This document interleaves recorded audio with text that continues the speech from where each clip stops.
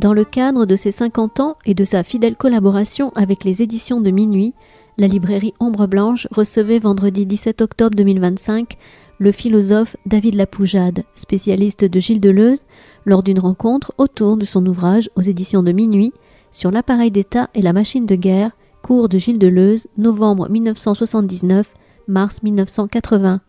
La rencontre était présentée par Christian Thorel.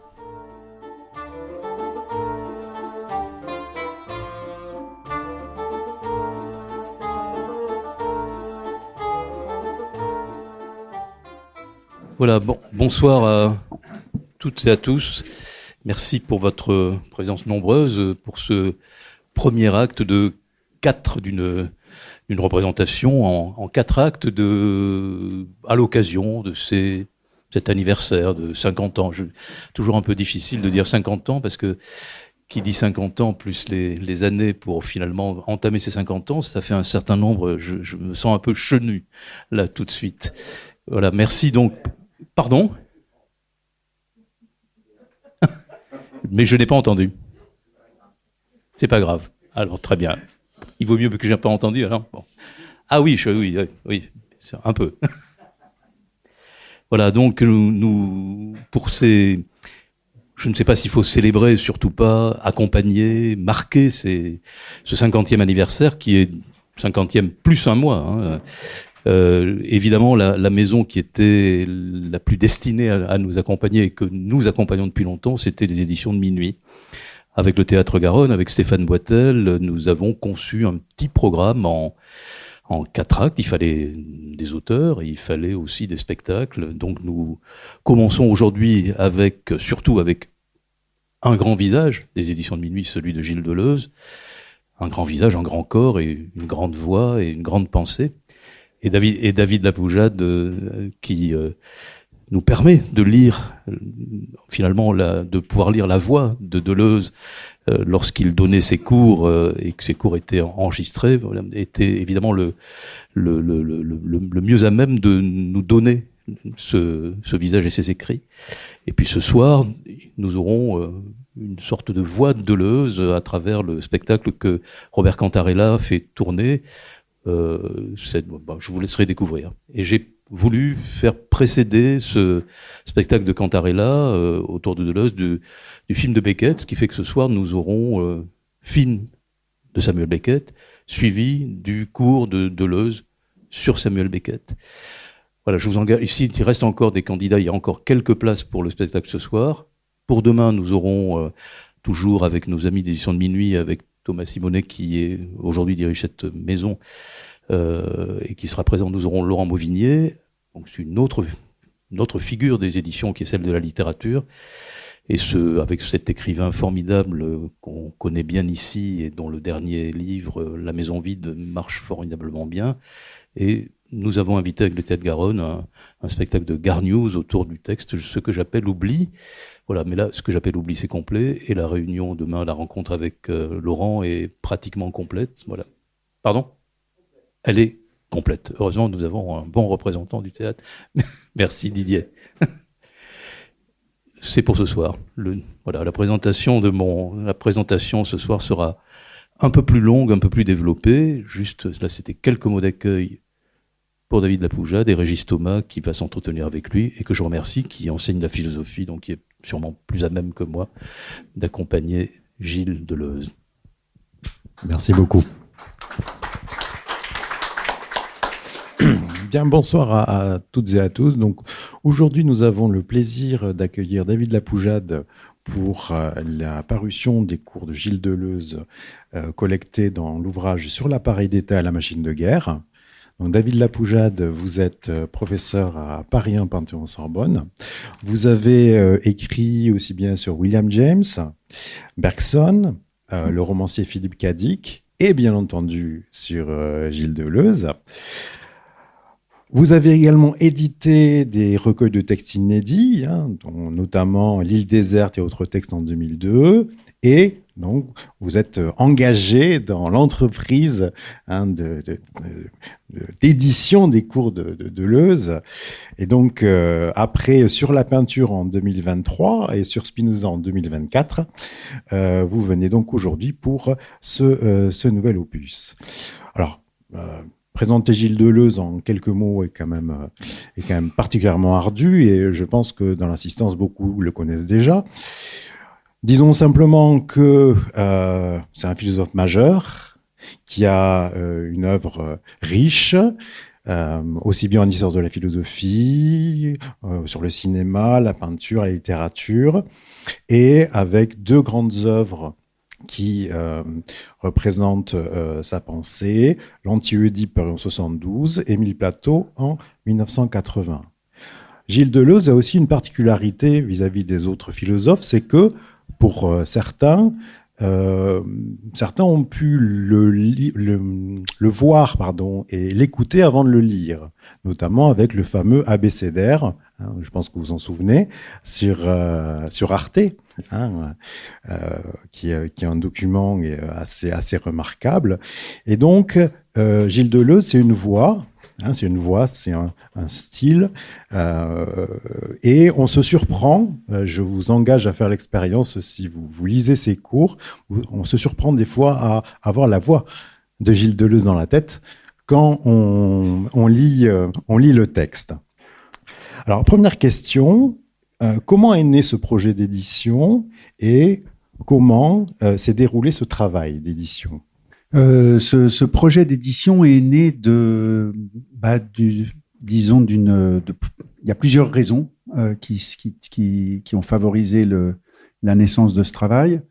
Une des raisons tient au fait que la famille, les ayants droit de Gilles Deleuze, ont décidé qu'il fallait mener un travail éditorial pour faire paraître les cours, parce qu'il existait des éditions pirates à l'étranger, et que ces éditions étaient assez fautives ou lacunaires, etc. Et que le destin qui accompagne les œuvres des philosophes importants, que ça ait pu être Bergson ou Foucault ou d'autres encore, ce destin est tel que chaque fois, les cours ou les textes que l'auteur ne voulait pas voir publiés le sont malgré tout. Donc, une fois accepté l'idée qu'il fallait publier des textes que Deleuze n'aurait jamais accepté de publier, parce que Deleuze était contre l'édition des cours, sous quelque forme que ce soit, il lui est même arrivé de le dire en cours, parce que dans les années 72-73, certains avaient édité, j'ai appris ça récemment, une brochure qui retranscrivait un cours de 72 si on était en 73 ou de 73 si on était en 74. Et Deleuze avait dit surtout ne faites pas ça parce que un cours c'est un laboratoire, c'est inabouti. Vous ne pouvez pas publier quelque chose d'un travail en cours. Alors, est-ce qu'il aurait accepté qu'une fois tout le travail accompli, on publie ses cours? J'en suis pas sûr, parce que la parole avait pour lui une valeur moindre que la densité de l'écriture. Mais en revanche, ce qui a donc favorisé la décision, c'est d'une part l'engagement des éditions de Minuit et du nouveau directeur des éditions de Minuit qui était enthousiaste à l'idée de le faire, et la famille d'autre part qui sentait que le moment était venu et qu'il fallait faire une édition convenable des cours. Et puis la troisième chose, qui était là un argument qui, je laisse de côté, disons, l'aspect, c'est pas secondaire, mais c'est un aspect, disons, plus matériel, mais il y a un autre aspect aussi, c'est que, il y a un nombre très important de personnes qui ont pu assister à ces cours, et qui, pour beaucoup d'entre eux, en tout cas pour ceux qui revenaient régulièrement, étaient éblouis par la qualité pédagogique de ce que proposait Deleuze en cours.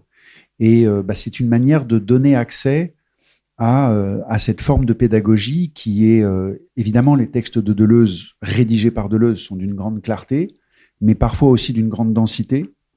Et l'avantage des cours, c'est que, outre leur clarté, ils sont moins denses. Deleuze prend le temps et fait preuve d'une pédagogie que j'ai rarement rencontrée, même chez des grands philosophes. Il il ne présuppose aucun savoir chez ceux auxquels il s'adresse, puisque la particularité du centre expérimental de Vincennes d'abord et puis de l'université de Saint-Denis ensuite, c'est que les cours il n'y avait pas de niveau. Donc, il pouvait y avoir aussi bien des élèves de première année que de deuxième année que de troisième année. Non seulement ça, mais il pouvait, comme l'université était à Vincennes, en tout cas ouverte à tous, il y avait aussi des gens de passage, des chômeurs, des artistes, des étrangers qui venaient s'installer en France. Donc, il n'y avait aucune présupposition d'un savoir préalable, si bien qu'il arrivait que Deleuze puisse dire, voilà, on va parler de Leibniz, Leibniz, en supposant que voilà, certains ne l'orthographiaient pas, ne le connaissaient pas, etc. Donc, c'est vraiment une sorte de degré zéro du savoir depuis lequel il partait, ce qui évidemment, à partir du moment où on a ce parti pris, la pédagogie est exceptionnelle. Voilà. Donc, il s'agissait aussi de rendre accessible ce qui a été un moment, pour ceux qui ont pu assister à des cours, un moment de grande fête intellectuelle, disons.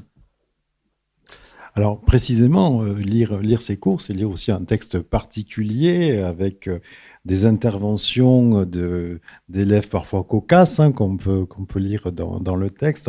J'en cite une. Donc Deleuze propose de faire un cours sur Leibniz et quelqu'un s'écrit « Non, pas Leibniz, pitié ». Voilà, donc vous avez conservé dans l'édition précisément toutes ces spontanéités, aussi la manière particulière qu'avait Deleuze parfois de construire ses phrases. Est-ce qu'il y a des choses que vous avez éliminées, que vous avez corrigées, ou c'est vraiment une transcription que vous avez cherché à faire le plus fidèle possible par rapport à l'enregistrement? Bon, effectivement, j'ai conservé les interventions, soit quand elles ajoutaient quelque chose qui pouvait rendre le cours plus vivant. Je précise outre ce volume-là, il y a un autre volume qui paraît simultanément, beaucoup plus court.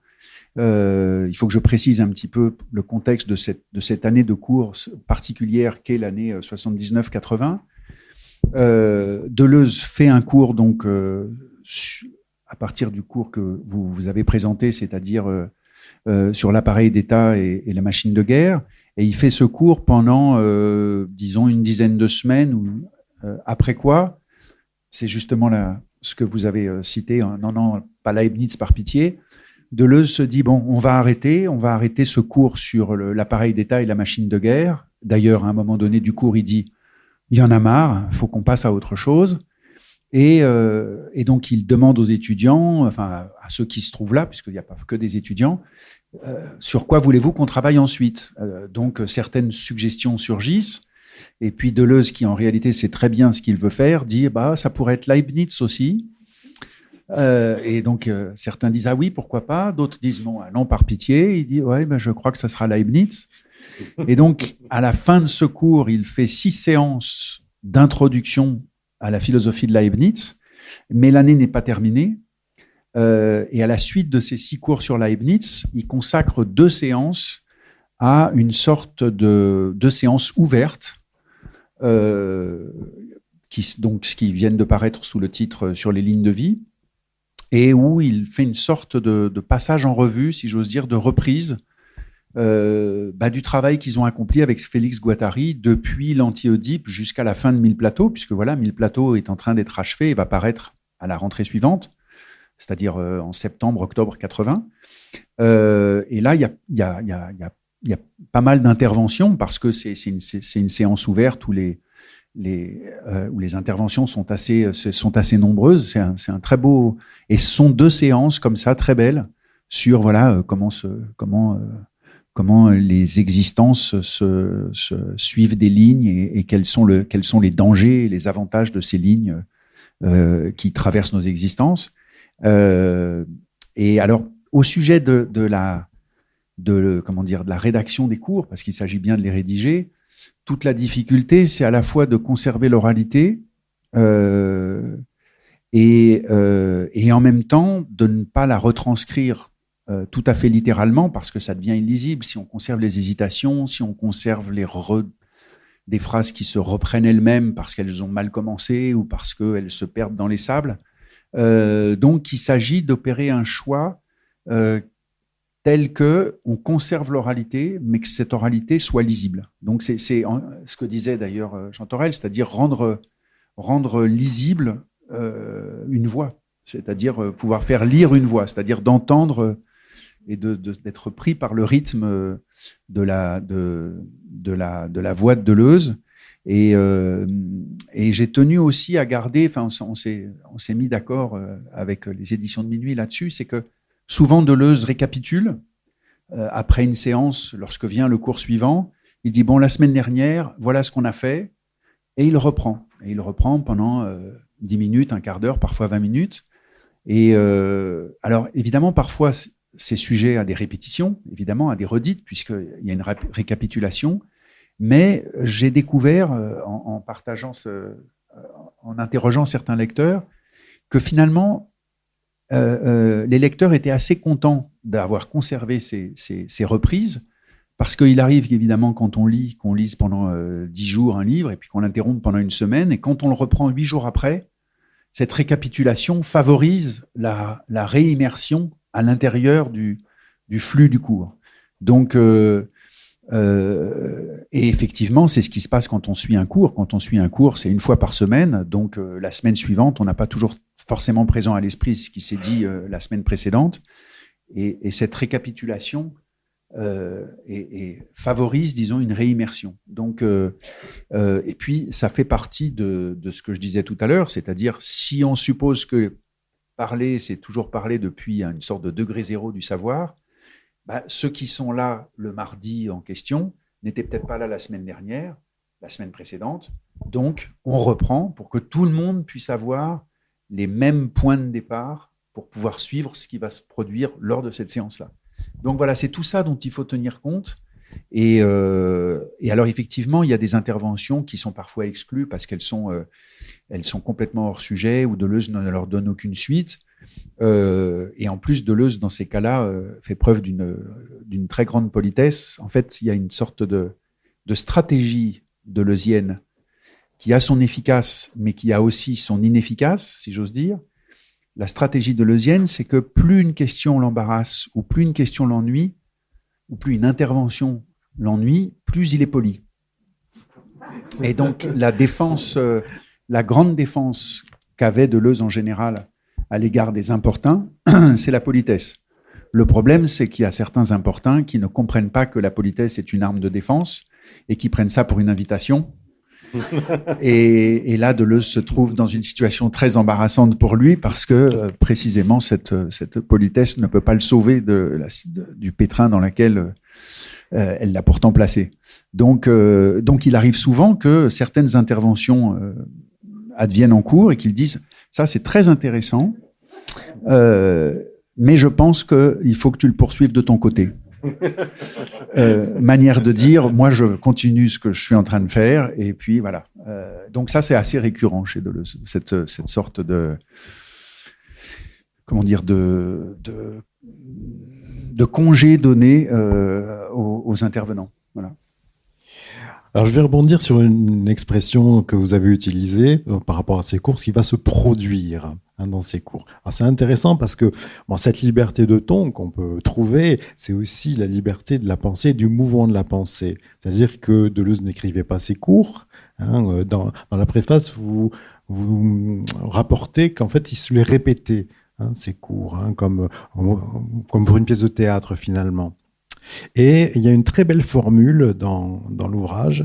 Il dit à ses étudiants, on va voir où cela va nous mener. Où ça va nous mener. C'est-à-dire qu'en fait, on suit le chemin en même temps qu'il fait son cours. Voilà, il y a pas une route balisée d'avance. Il y a ce mouvement, cette dynamique qui, du moins, il en donne l'impression. Oui, voilà. Oui, non, c'est pas Coltrane, c'est pas du free jazz. Ça pourrait être un compliment. Oui. Mais non, ce que je veux dire par là, c'est que c'est que, en réalité, effectivement, c'est pas des cours rédigés. Par exemple, à la différence des cours de Foucault, qui, je crois, pour l'essentiel, sont complètement rédigés. Il vient avec des notes qui tiennent sur une page. En général, il vient avec des points, disons.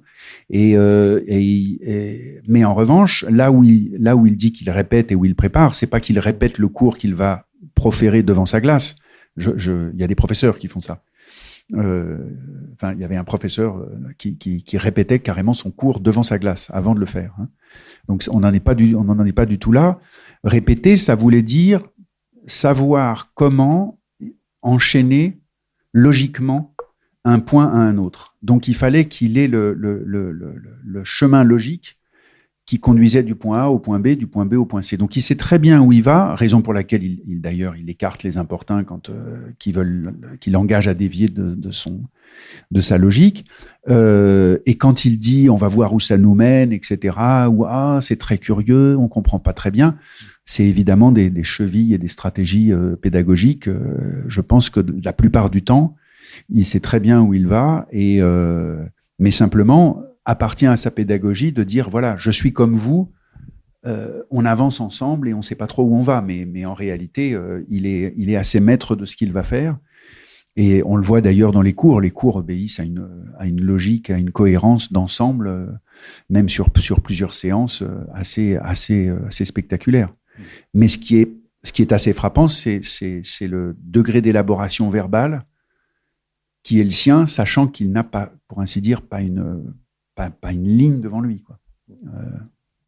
Alors, ce travail logique, je rebondis là-dessus, c'est aussi un grand travail de définition et de travail sur les distinctions conceptuelles qui nervent le texte. Il y a une très belle phrase dans le livre. Il dit « La distinction des concepts est toujours reine et donc nous entraîne et entraîne la vérité. » C'est une très belle phrase. Ça fait partie de ces fulgurances, je dirais, de ces magnifiques formules qu'on trouve dans l'ouvrage. Effectivement, il y a beaucoup de distinctions qui sont faites, notamment assujettissement, asservissement, pour en prendre qu'une seule. Et dans ce travail, on va commencer par le versant politique des cours. Dans ce travail, il va dissocier deux concepts majeurs, l'appareil d'État et la machine de guerre. Deux concepts qui, de prime abord, pourraient nous paraître associés de façon contemporaine, mais qui, pour lui, sont deux phénomènes à distinguer absolument. Est-ce que vous pourriez éclaircir cette distinction pour nous ? Oui. Avant de revenir sur cette distinction, je reviens sur la phrase que vous avez citée, qui est il faut suivre la distinction des concepts et cela nous conduit à la vérité, c'est ça, non ? La distinction des concepts est toujours reine et donc nous entraîne et entraîne la vérité. Oui, voilà. Nous entraîne et entraîne la vérité. Je pense que la formule est en réalité plutôt comique. Parce que la question de la vérité, et ça revient plusieurs fois dans le cours, alors peut-être pas dans celui-là, mais notamment dans le cours sur Spinoza ou même dans le cours sur la peinture qui ont déjà été édités, la question de la vérité est secondaire pour Deleuze. Je ne dis pas qu'elle est inexistante, mais elle est secondaire et elle est en tout cas subordonnée à le critère de l'intéressant. Donc, ce qui compte, c'est pas que ce soit vrai ou faux. Ce qui importe, c'est de savoir si c'est intéressant ou non. Et dans mon souvenir, alors là, le problème, c'est que ma mémoire j'ai pas une mémoire excellente, mais je sais plus dans quel cours, mais je crois que c'est dans le cours sur Spinoza où il dit la question de la vérité. C'est tellement facile de dire des choses vraies que ça peut pas être le critère. Et il est très rare qu'on dise des choses fausses.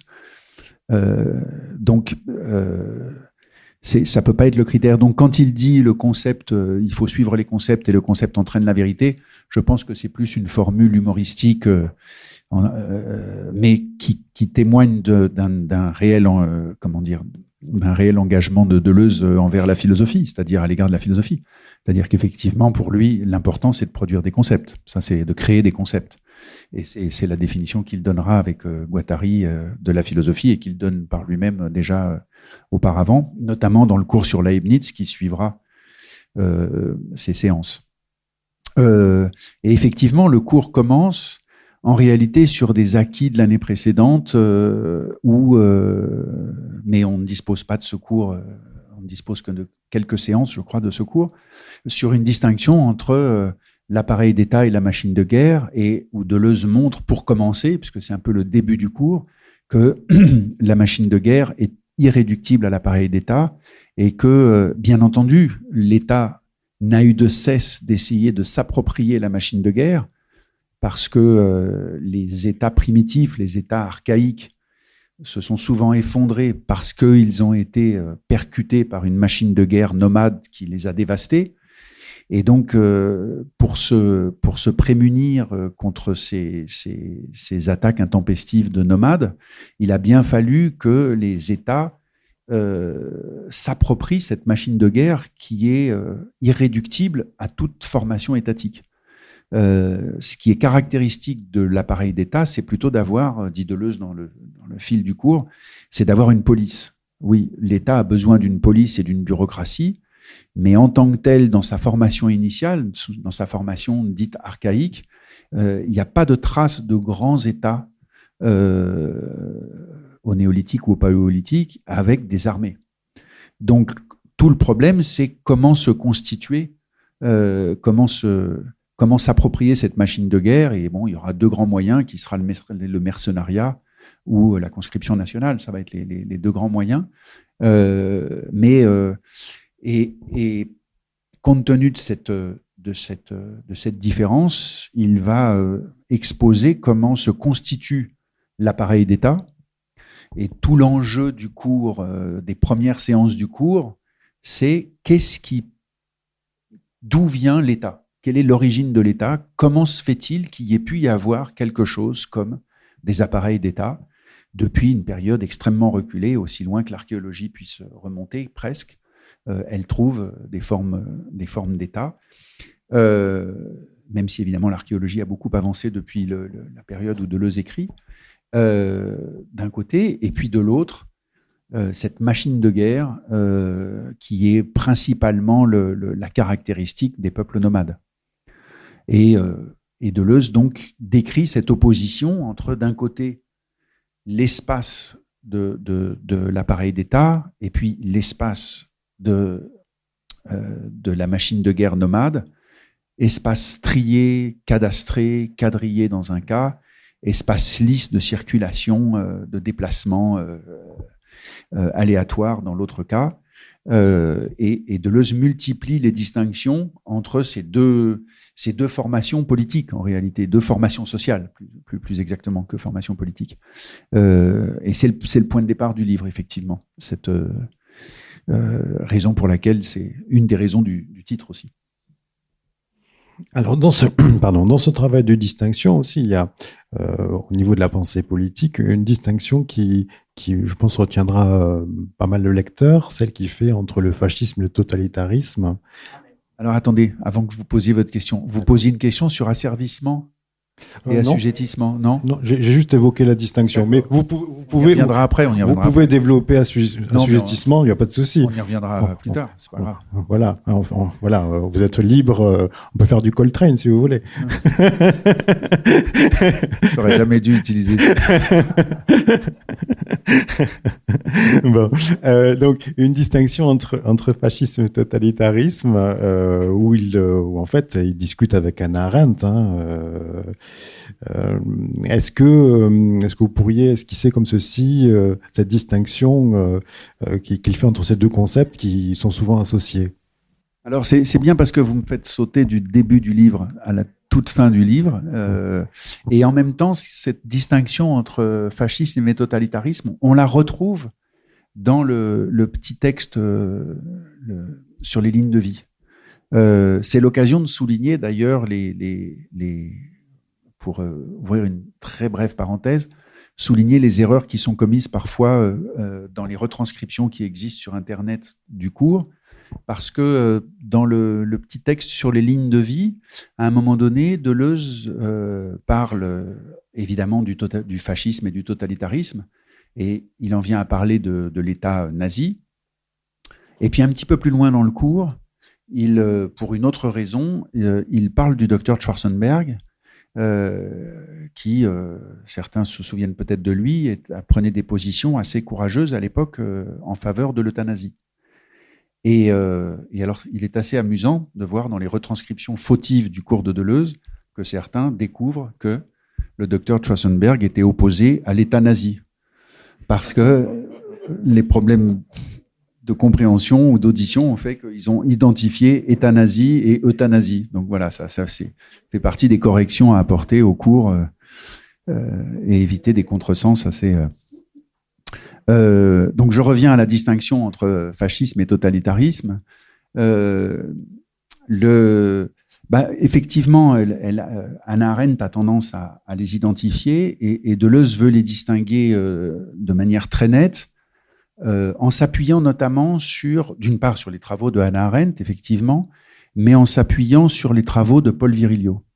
Et Paul Virilio, qui inspire beaucoup Deleuze sur ces questions-là, Paul Virilio est très au courant de ce qui se passe, de ce qui s'expérimente sous le régime de Pinochet, avec, disons, la naissance du néolibéralisme, c'est-à-dire les travaux de... Ben voilà, son nom m'échappe tout d'un coup, mais ça va me revenir. Enfin, ce qu'on appelle les Chicago Boys, hein, c'est-à-dire l'école néolibérale qui naît, et le Pinochet permet d'expérimenter, d'être vraiment le laboratoire du néolibéralisme. Et Virilio, il voit véritablement le totalitarisme, c'est-à-dire un minimum d'État, mais un État très autoritaire. Hein, ce qui peut nous être familier aujourd'hui, parce qu'on va vers un État de plus en plus réduit, mais dont la puissance autoritaire est de plus en plus grande. Donc, Virilio est très au fait de ce qui se passe à ce moment-là politiquement, et Deleuze suit Virilio dans cette direction, alors que l'État fasciste obéit à une toute autre logique. Selon lui, et là aussi il s'inspire beaucoup de Virilio, la logique de l'État fasciste, c'est une sorte de... c'est la manière dont la machine de guerre, justement, se déborde l'État et entraîne l'État dans un mouvement tel que le mouvement doit être incessant et doit aller jusqu'à la destruction. Donc c'est un mouvement de destruction, une sorte de trou noir dans lequel l'appareil politique est plongé, de telle sorte qu'il ne peut aller que jusqu'à son suicide. Donc, ils disent d'ailleurs avec Guattari dans Mille Plateaux que l'État totalitaire est un État suicidaire. Que l'État fasciste est un État suicidaire. C'est-à-dire qu'il est suicidaire, c'est-à-dire après avoir détruit tout le monde, se détruire soi-même comme point d'apothéose, quoi. Donc, il y a vraiment une très profonde différence entre les deux formes, telles qu'il en parle, en tout cas, et dans ce cours, et sur les lignes de vie. Il dit que le totalitarisme, en fait, c'est une logique petite bourgeoise, en fait, hein, qui est totalement différente donc de ce que vous dites sur l'État fasciste, hein, alors ça, c'est page 425 pour ceux qui ont lu l'ouvrage et qui le liront. Effectivement, il dit clairement l'État fasciste est un État suicidaire.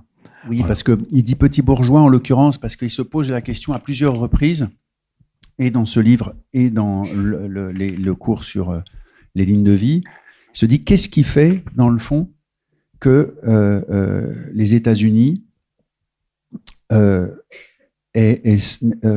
se soient pas alliés à l'hitlérisme. Parce que, après tout, c'est pas un point de vue moral, selon lui, qui les a guidés, parce que la question était celle des intérêts économiques. Et en réalité, c'est là où il y a ce côté petit bourgeois, c'est que les États-Unis ont eu peur de cet emballement de la machine nazie, qui fait qu'ils ont préféré encore s'allier avec les Russes pour défaire les nazis plutôt que de soutenir les nazis. Donc il y a l'idée dans le fond qu'il y a une peur de cette sorte d'emballement, de goût du mouvement pour le mouvement, dont parle très bien, c'est ça qu'il admire dans l'étude de Arendt, c'est que Arendt montre très bien comment la société nazie ne cessait pas de promouvoir le mouvement, mais le mouvement pour le mouvement, c'est-à-dire un mouvement sans fin, sans but, mais dont le but était effectivement l'autodestruction finalement. Vous écoutez David Lapoujade autour de son ouvrage sur l'appareil d'État et la machine de guerre, cours de Gilles Deleuze, novembre 1979-mars 1980, à la librairie Ombre Blanche, dans le cadre de ses 50 ans.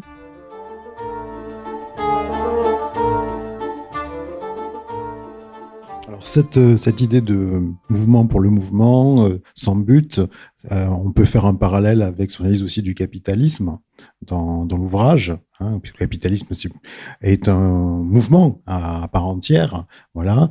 Et dans cet ouvrage-là, Deleuze affronte une question qui est difficile même pour les économistes, c'est l'origine du capitalisme. Quand commence le capitalisme ? Quand est-ce que ça commence vraiment ? Et un des apports, si j'ose dire, de ce cours, c'est véritablement d'avoir un exposé, comme vous disiez très bien au début, pédagogique, extrêmement détaillé sur cette question cruciale. Et là, Deleuze fait un travail fondamental dans le sens où il va renverser les perspectives classiques. C'est-à-dire que par exemple, si on lit Aristote, un petit Aristote, la monnaie va naître de l'échange et remplacer le troc. Bon, Deleuze dit non, c'est pas l'échange qui va engendrer la monnaie, c'est l'impôt. Ça, c'est une première chose. Et seconde chose, le rapport à la propriété privée. La propriété privée n'est pas première. Ce qui est premier, c'est la propriété publique. Donc, il y a dans les deux cas un renversement de perspective qui est extrêmement stimulant intellectuellement parce que ça nous fait voir les choses autrement.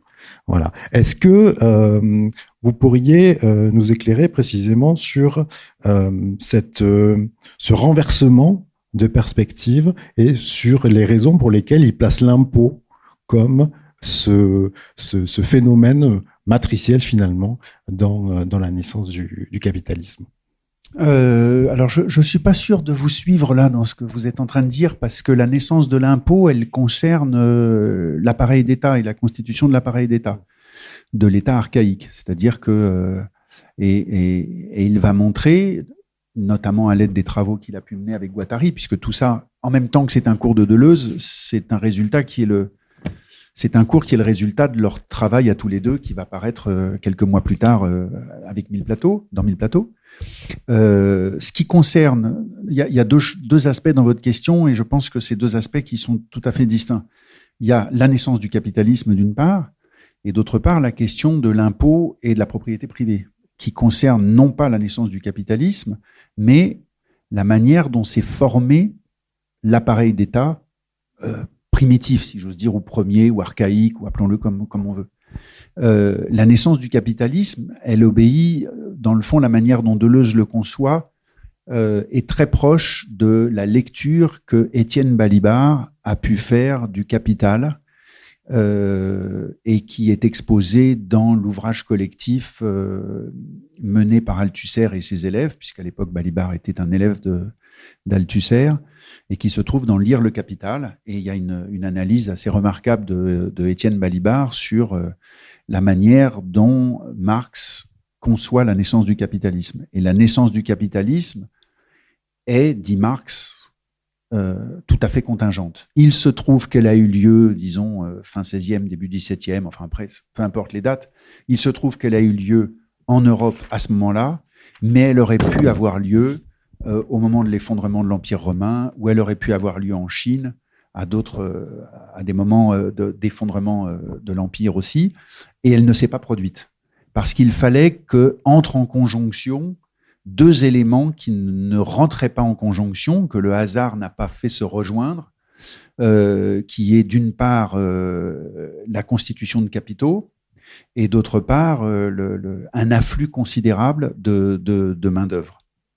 Et à partir du moment où cette conjonction qui s'est faite mais qui aurait pu ne pas se faire, alors, sans que je rentre dans les détails, alors, parce qu'on pourra le faire éventuellement, mais alors le capitalisme a pu s'engendrer dans le rapport qui s'est établi entre un afflux de capitaux d'un côté, et puis de l'autre, une main-d'œuvre disponible, compte tenu de l'effondrement, de la féodalité, etc.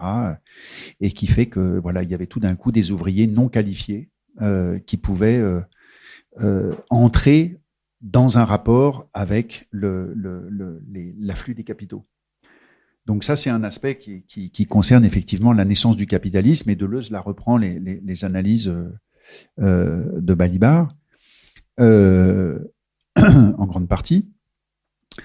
En revanche, ce dont vous parlez là, c'est comment s'est constitué l'État sous sa forme première, et Deleuze et Guattari définissent l'État comme un appareil de capture.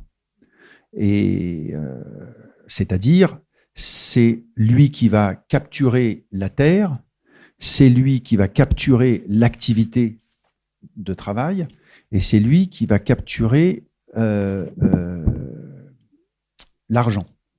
Et les manières qu'il a de capturer ces trois choses, c'est-à-dire la terre, l'argent et le travail, c'est de créer sa propre préexistence à l'égard de ces réalités existantes. C'est-à-dire d'inventer une sorte de préexistence de telle sorte que le travail est conçu à partir d'un despote qui va désormais régner sur ces... Pour prendre les choses, si je dois repartir du début, vous avez des communautés qui ont des activités qui impliquent évidemment une forme de travail, et puis les communautés possèdent le sol, mais elles n'en sont pas propriétaires. Elles ont une activité évidemment parce qu'il faut cultiver la terre et puis chasser ou que sais-je. Et puis il y a des échanges éventuellement. Et l'État arrive et surplombe ces trois domaines et se rend propriétaire de la terre sur laquelle sur laquelle les gens des communes vont travailler. Donc, mais la manière dont il est propriétaire de la terre préexiste à la possession, désormais, des terres qui appartiennent à chacun.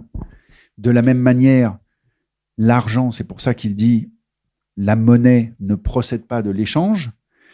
Là, il s'appuie sur un historien sur lequel beaucoup se sont appuyés, parce que j'ai découvert que Foucault s'appuyait beaucoup aussi sur cet auteur qui s'appelle Will, ou Ville peut-être, et qui a travaillé sur la constitution de Corinthe, et où justement ce qui apparaît au moment de la constitution de Corinthe, c'est que l'argent n'est créé que qu'en vue de l'impôt, et que donc il y avait des échanges. Évidemment, il a toujours existé des échanges, mais l'échange n'avait pas besoin de l'argent, il n'y avait pas besoin d'équivalent. En revanche, quand il s'agit d'échanger des services contre des biens, vous avez besoin d'un équivalent. Et si vous voulez pouvoir prélever aussi bien sur les services que sur les biens, eh bien vous êtes obligé de créer de l'argent pour pouvoir obtenir ce prélèvement, cette capture. De la même manière, vous êtes obligé de créer une activité comme le travail, mais le travail n'est créé qu'en fonction d'un surtravail. C'est-à-dire, c'est tous les grands chantiers des pyramides, les grands chantiers des chantiers hydrauliques, etc. C'est-à-dire, dans le fond, comme le dit Deleuze, mais en suivant en partie Marx, le surtravail précède le travail.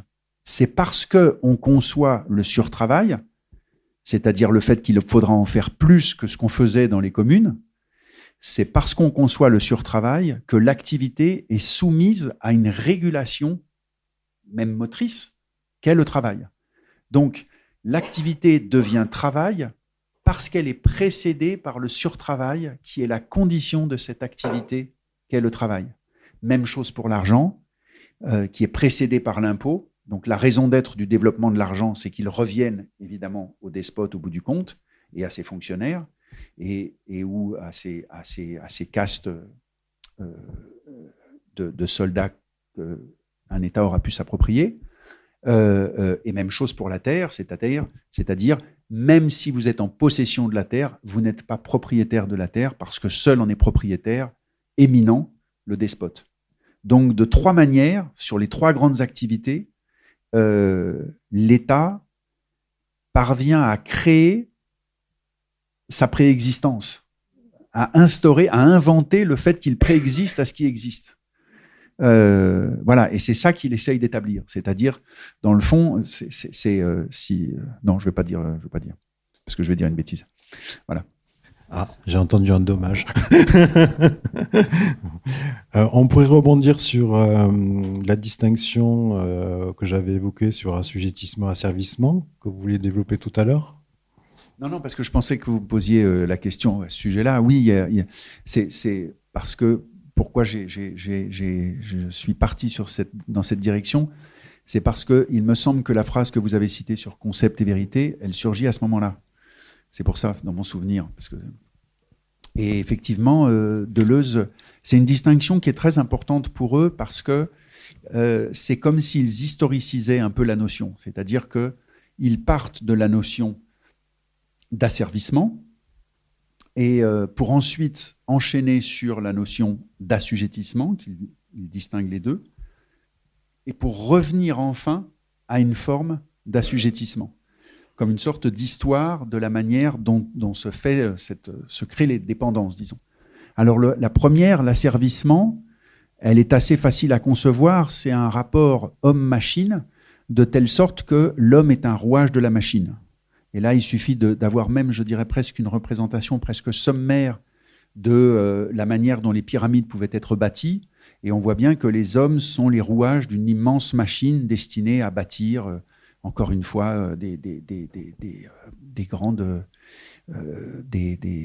constructions du type, encore une fois, canaux hydrauliques, pyramides, etc. Donc, l'asservissement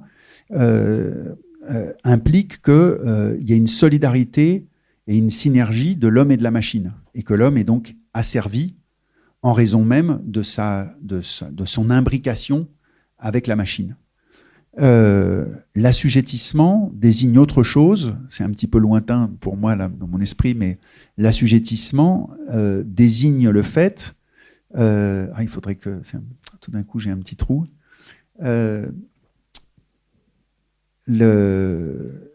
l'assujettissement désigne un processus par lequel je suis voué à la machine, mais il y a une indépendance de l'homme et de la machine. Et le modèle, si vous voulez, de l'assujettissement, c'est l'ouvrier à sa chaîne de travail, disons. Ah, ben vous l'avez là, j'ai besoin de, excusez-moi, d'une toute petite mise à jour.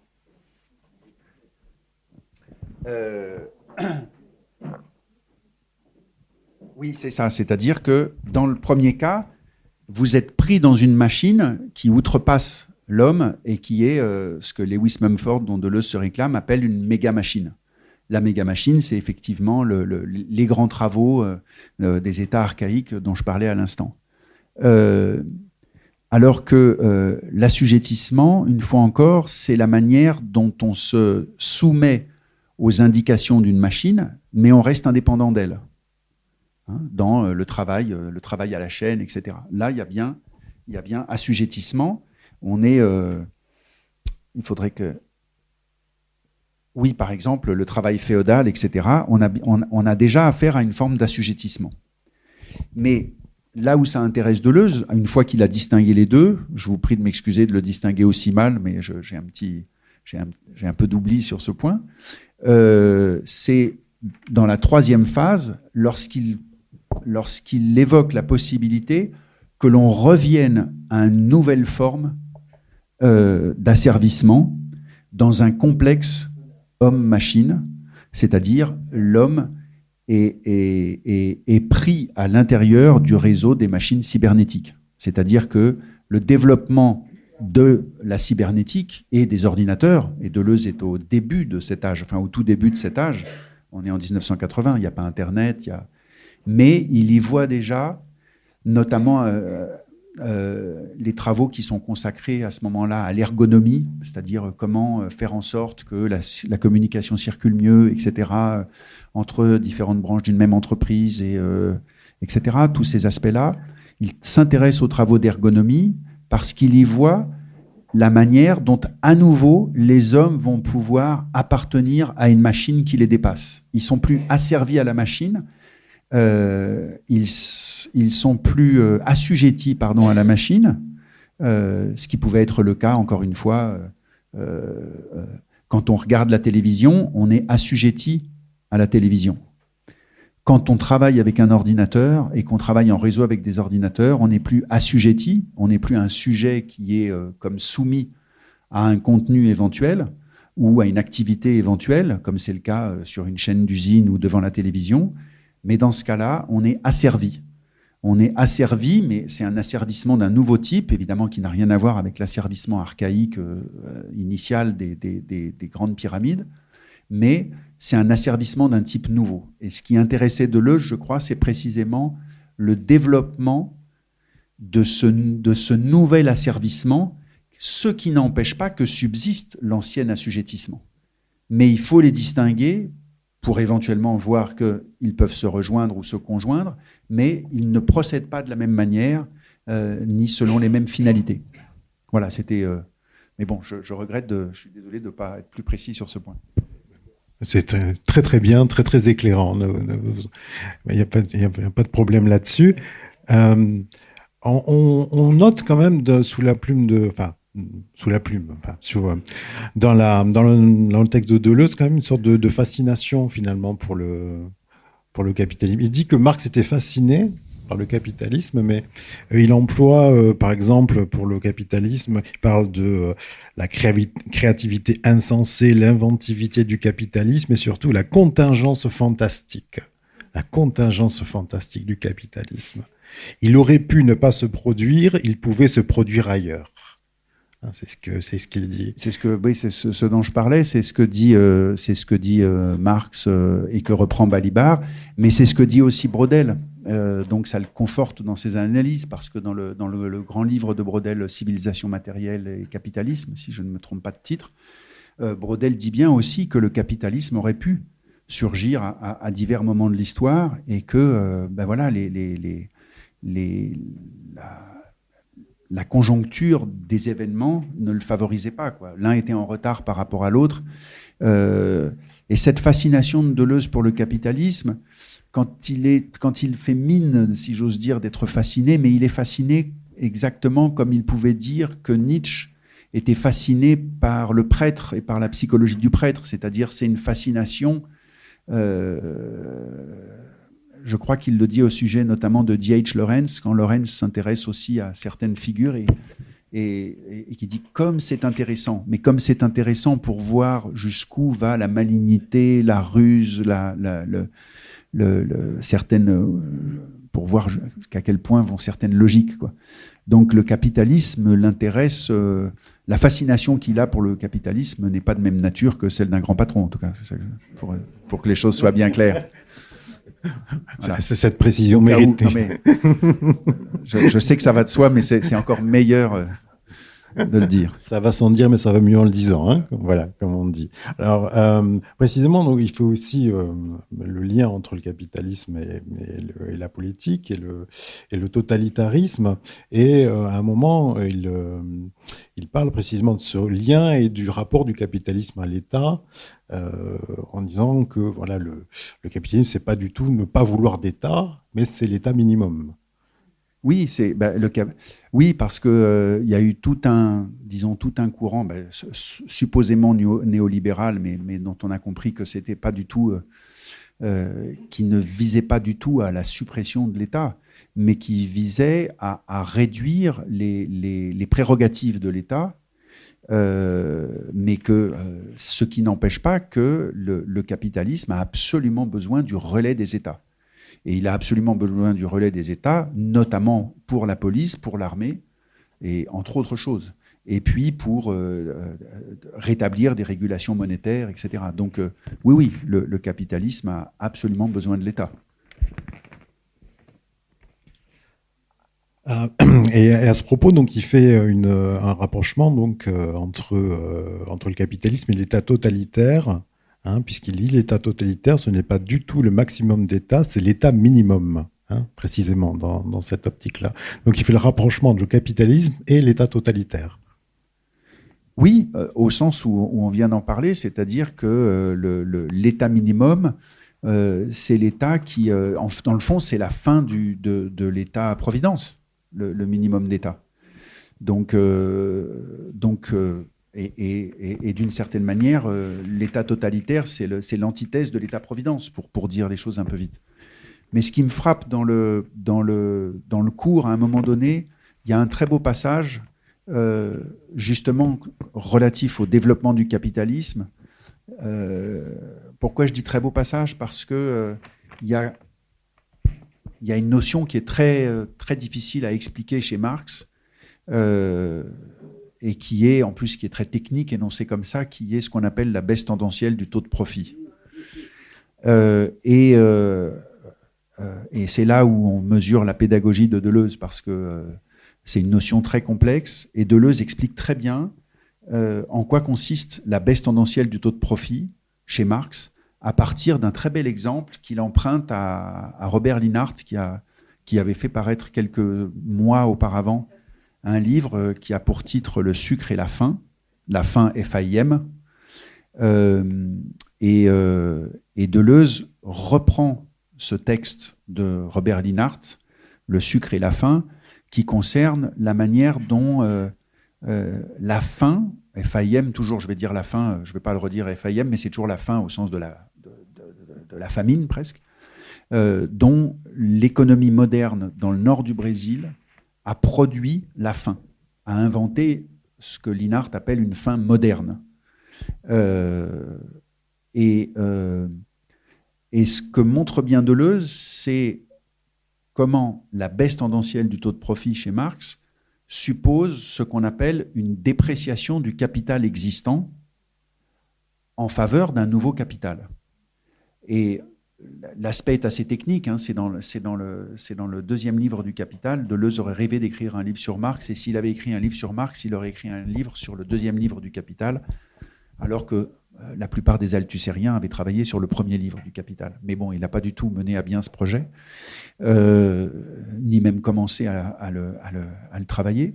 Mais il voulait écrire un livre sur Marx, mais il se sentait trop diminué pour le faire, finalement. Et dans ce passage qui est très beau, Linhart et Deleuze, parce que là, c'est vraiment, il lit de longs passages de Linhart qui sont magnifiques. Et dans ce passage, Linhart commence par montrer comment des paysans qui vivaient sur des petits lopins de terre se voient progressivement dépossédés de leurs terres au profit d'une monoculture qui est la canne à sucre.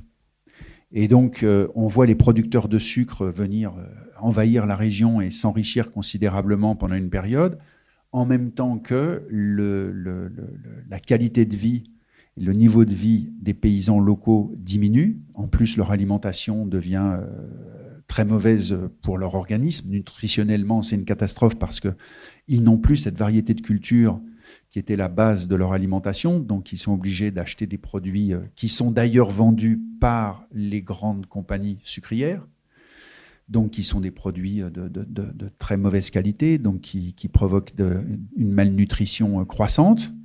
Et seulement, voilà, vient le moment où il y a une baisse du cours du sucre. Donc, dépréciation du capital existant. Il y a une baisse du cours du sucre. Et quel est que va faire à ce moment-là le capitalisme, si j'ose dire, pour parler un petit peu comme si c'était une entité en elle-même, ce qui n'est pas le cas du tout. Mais au moment de la crise pétrolière, du choc pétrolier de 1973, des industriels et des ingénieurs découvrent que le sucre, la canne à sucre, peut être utilisée pour faire une essence qui est l'éthanol, qui est très utilisé d'ailleurs au Brésil encore aujourd'hui. Et donc, à nouveau, la canne à sucre peut servir, l'exploitation peut s'étendre, croître, affamer les autres paysans, et surtout, dit bien Deleuze, en accord avec Linhart, c'est que, évidemment, la faim moderne se propage, mais que la lutte éventuelle des paysans contre les installations des producteurs de sucre était encore possible dans les années, disons, avant le choc pétrolier. Mais à partir du moment où entrent en jeu des compagnies pétrolières, des compagnies, des industries automobiles, la consolidation de l'activité, la concentration capitalistique autour de la production du sucre est telle que la moindre révolte serait écrasée instantanément parce que les intérêts en jeu sont bien trop considérables, parce que ça concerne les industries automobiles, les industries productrices d'essence et les industries du sucre. Et donc, il montre bien, voilà, la dépréciation du sucre se fait au profit de la création d'un nouveau capital qui est l'éthanol comme essence produite à partir de canne à sucre, etc.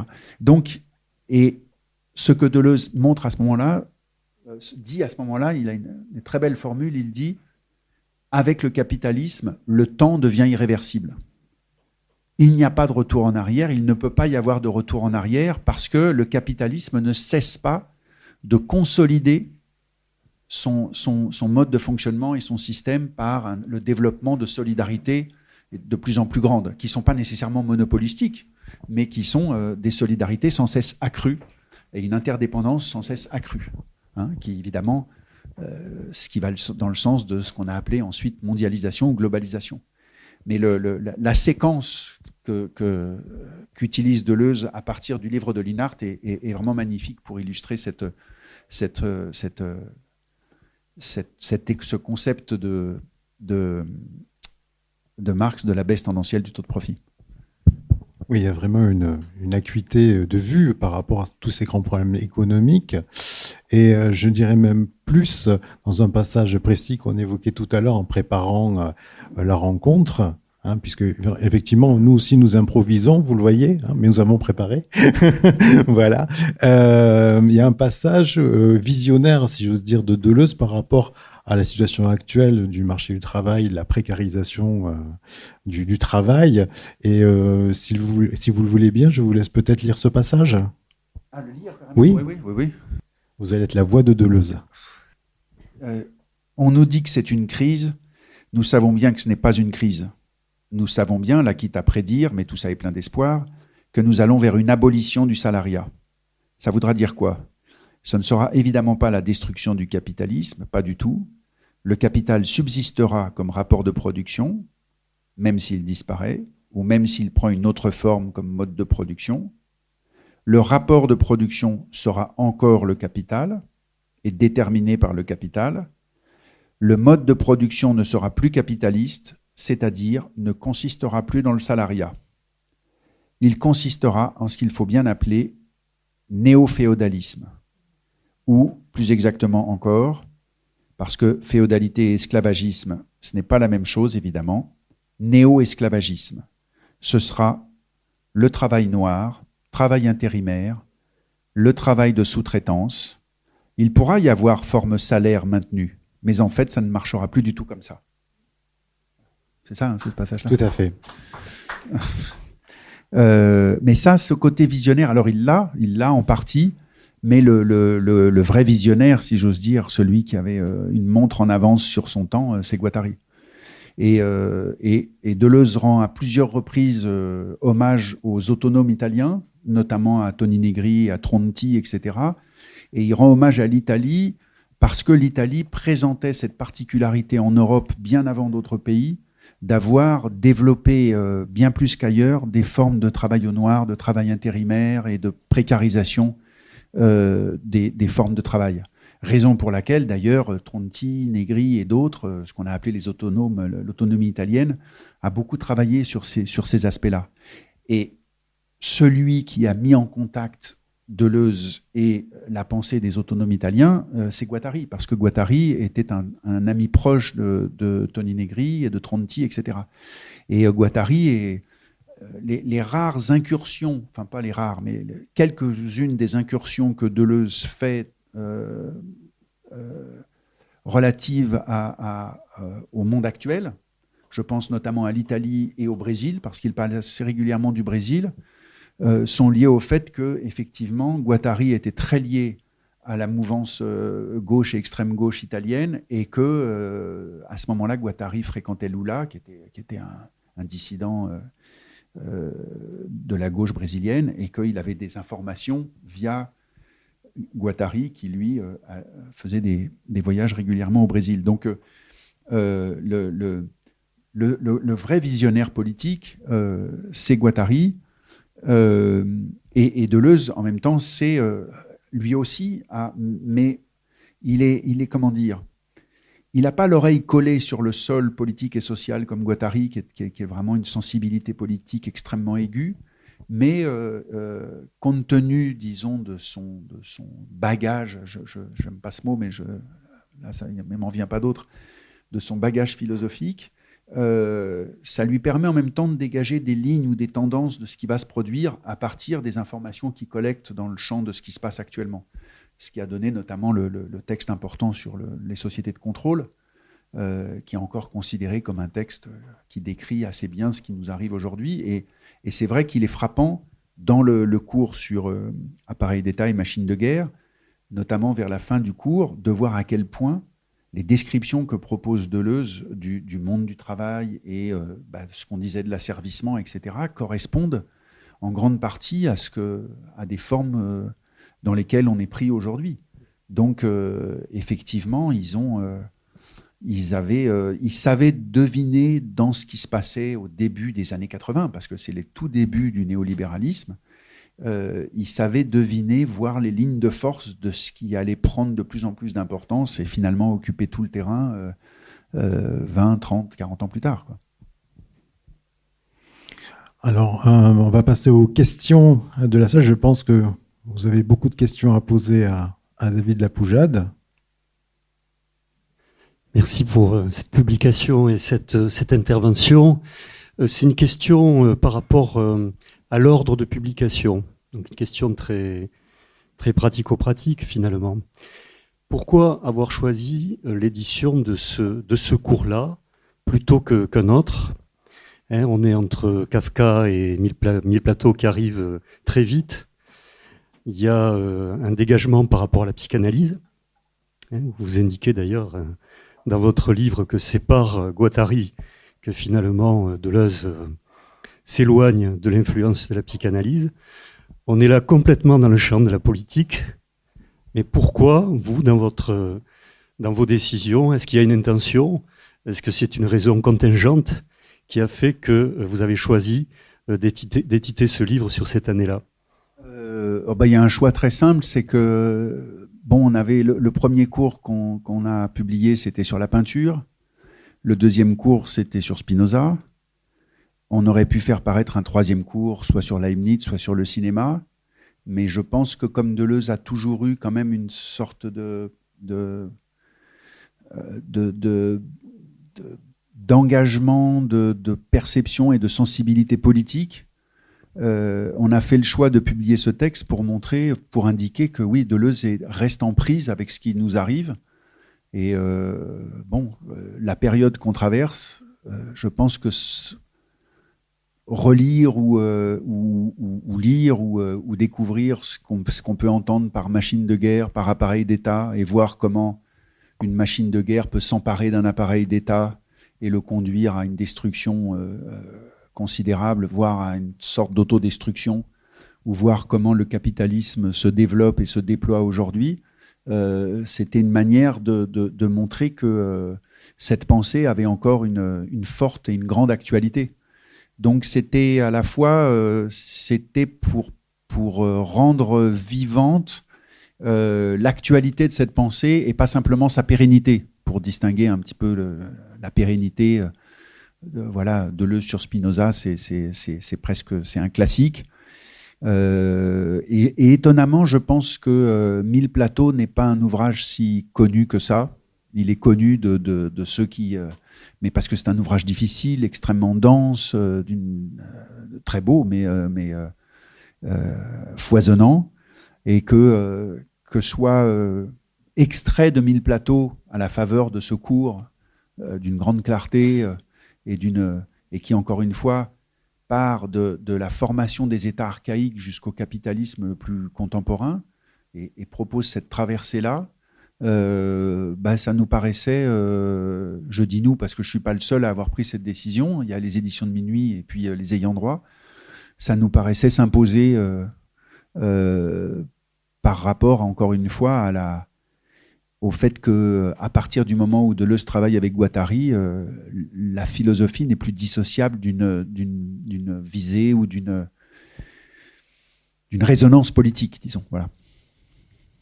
Et donc, je vous remercie pour cette question, parce que c'est vrai que je n'ai pas pensé à le dire, mais mais peut-être en raison de la trop grande évidence de la chose, si j'ose dire. C'est-à-dire que la période est telle que c'était ce livre, c'était parmi tous les cours qu'il pouvait y avoir sur le cinéma, sur Leibniz, sur Kant, etc.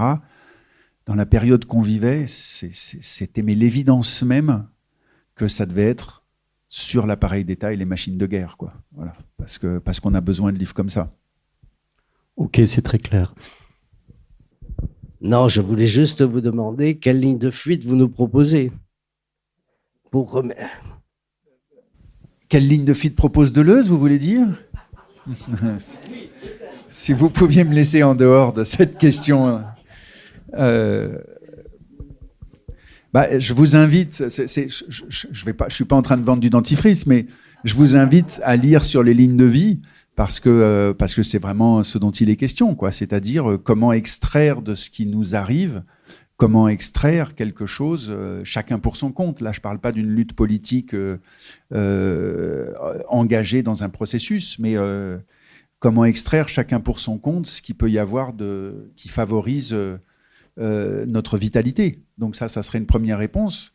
Un peu sommaire, mais encore une fois, dans les lignes de vie, vraiment ça s'achève et ça se construit autour d'une opposition entre, d'autant qu'il y a un intervenant qui aussi intempestif que vous.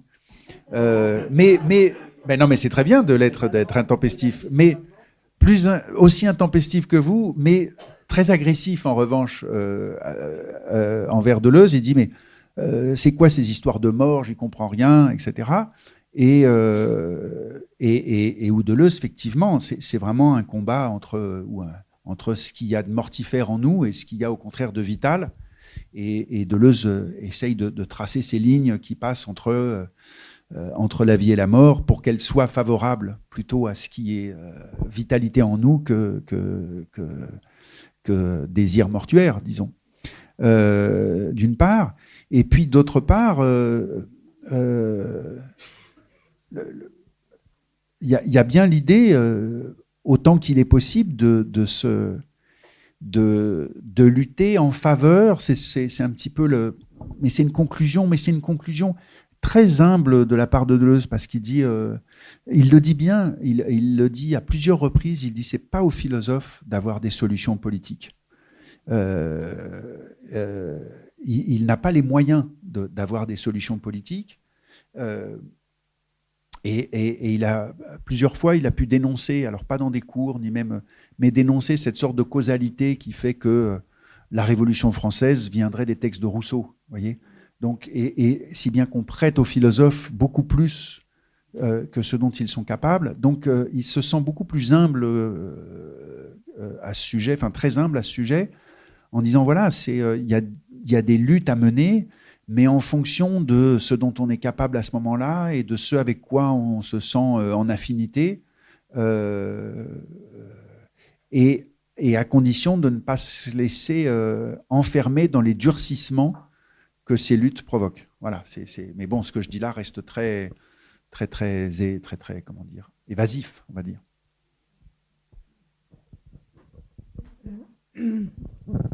Je voulais revenir sur le concept de armée, machine d'État. Est-ce qu'aujourd'hui, la guerre va arriver peut-être bientôt, est-ce qu'on peut parler de machine d'État vraiment, vu que c'est vrai, d'un côté vous avez Saint-Cyr et tous les officiers, etc., qui ont une certaine vision de la France, on peut dire. Ensuite, vous avez l'armée qui est payée par l'État, c'est vrai. Mais il faudra rétablir, comme en Allemagne, le service militaire obligatoire. Et là, est-ce que, comme en Allemagne en ce moment, là, est-ce que les jeunes seront tellement enthousiastes pour aller se battre? C'est tout ça. Est-ce que ce n'est pas une vision différente de celle de l'époque de Deleuze. Je ne sais pas si le problème Deleuze poserait le problème en ces termes. Je ne suis pas convaincu qu'il faille le poser dans ces termes. Je ne suis pas sûr que... je pense que tel que les combats se déroulent là où il y a des combats, vous avez des professionnels militaires, et puis du matériel technologique, et puis des civils qui se prennent l'ensemble de ce que ces professionnels savent faire. Je ne suis pas sûr qu'enrôler des civils, comme ça a pu être le cas avec la conscription nationale pendant au moment comment dire, glorieux des États-nations, ait encore un avenir. Je ne pense pas que ça soit d'ailleurs l'avenir que promettent ou que désirent les leaders européens, en dépit des annonces, etc. Je ne pense pas que ça soit la manière dont les conflits vont se dérouler. Et puis, alors, pour revenir, je veux dire, il y a quand même ce qui s'est produit historiquement, ça Deleuze et Guattari en parlent assez peu, c'est quand même, et pourtant ils suivent beaucoup Braudel dans la plupart des développements que Braudel peut proposer, parce que comme c'est un historien qui pense tout en termes de vitesse et de lenteur, en fonction de rythme, de durée, et comme c'est un aspect qui est à la fois très bergsonien, puisque ce sont des rythmes de durée variables sur des longues durées, et comme la question de la vitesse et de la lenteur, c'est quelque chose qui est très très présent dans la philosophie de Spinoza, Deleuze a été très à l'écoute de l'œuvre de Braudel. Mais à un moment donné, Braudel, dans cette grande fresque qui est civilisation matérielle et capitalisme, dit bien que au XVIIe siècle, grosso modo, hein, je me trompe peut-être dans les dates, mais c'est à peu près dans ces eaux-là, les grandes invasions nomades, c'est terminé. C'est terminé parce que la plupart des États européens se sont donné une armée, et une armée suffisamment puissante, qui est en mesure de défaire ou de lutter contre les invasions nomades. Donc c'est la fin de cette sorte de grands flux d'invasions nomades. Donc tout ça pour dire que la conception de la machine de guerre chez Deleuze et Guattari, évidemment, trouve une forme d'application en partie dans l'activité guerrière des nomades, mais que la machine de guerre nomade telle que Deleuze et Guattari la conçoivent n'a pas pour but primordial la guerre. C'est une organisation spatiale. C'est une manière de se déplacer dans l'espace, c'est une manière de s'organiser par nuée ou par multiplicité qui caractérise ce nomadisme. D'une certaine façon, je pense qu'en plus Deleuze a en arrière-plan de tout ça une opposition qui le fait sourire entre les tribus nomades et les monades leibniziennes. Et les monades leibniziennes sont des unités. Ce qui caractérise la monade, ça vient du grec monas, qui veut dire un.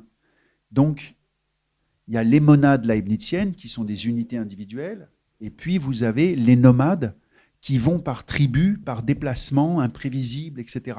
À la différence de la monade leibnizienne qui suit, disons, son destin inévitable. Donc il y a une sorte de... Je vous dis ça parce que dans l'ouvrage de Deleuze qui a pour titre 1000 plateaux, il y a un des plateaux, puisque ce ne sont plus des chapitres, ce sont des plateaux, il y a un plateau qui s'appelle Traité de nomadologie.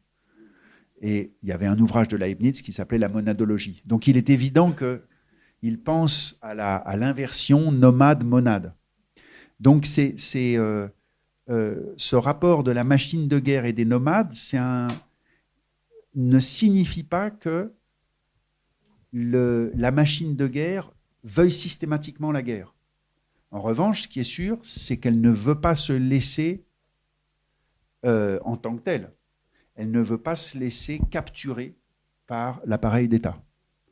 Elle est tout entière dressée contre l'appareil d'État parce qu'elle ne veut pas se laisser strier, organiser, etc. etc. Vous voyez, donc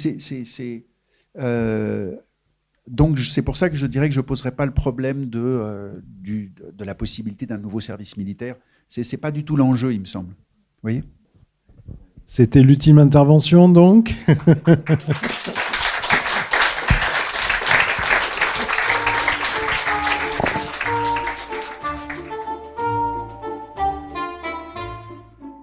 Il s'agissait d'une rencontre enregistrée vendredi 17 octobre 2025 à la librairie Ombre Blanche dans le cadre des 50 ans de la librairie, avec le philosophe David Lapoujade autour de son ouvrage Sur l'appareil d'État et la machine de guerre, cours de Gilles Deleuze, novembre 1979, mars 1980, publié aux éditions de Minuit.